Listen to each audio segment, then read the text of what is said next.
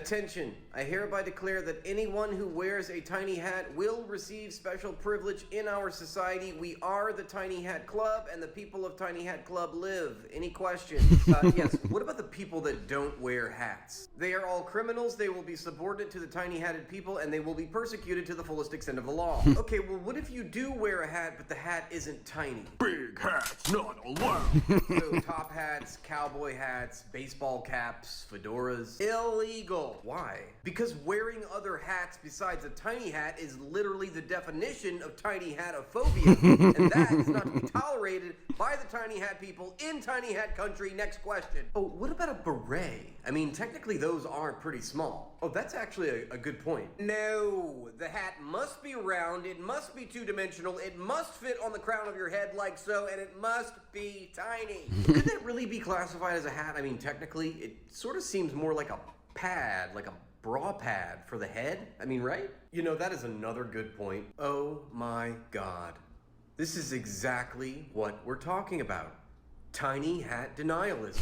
I'm not sure I follow. This is hat speech, and you are being a tiny hat denialist. Yeah. And this is exactly the kind of propaganda my tiny hatted people have been facing for thousands of years. Well, where's your tiny hat? I don't have one. But why not? Because I don't believe in hats to begin with. So you're anti-hattist? No, I am ethnically a tiny hattist. I just don't practice tiny hattism. Well, what does that mean? It means I am a tiny hat man. I just don't practice the tiny hat ideology.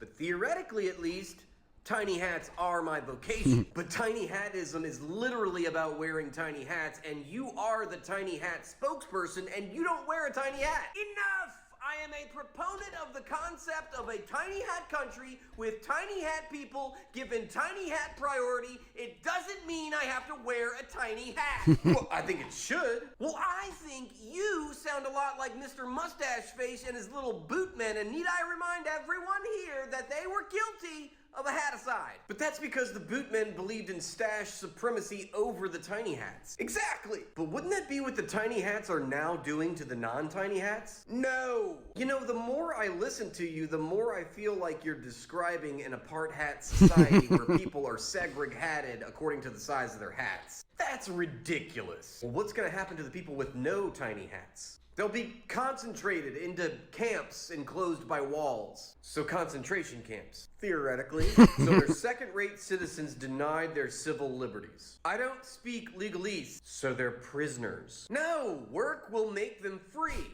Question, where is this new tiny hat country going to be? Great question. Man. We've considered a number of places, but ultimately, we, the people of THC, have chosen our ancestral home, which is Headscarf Land. Bro, come on, people live dude. there right now. Not anymore. We are liberating the land. No longer will tiny hats be prisoners in Headscarf Land. But the people of Headscarf Land don't imprison the tiny hat people to begin with. Yes, but they would if we let them, and we can't let that happen. Wow, is that true? Probably. But why not take Little Bootland? I mean, after all, it was the Little Bootmen that actually did the Holocaust. 9!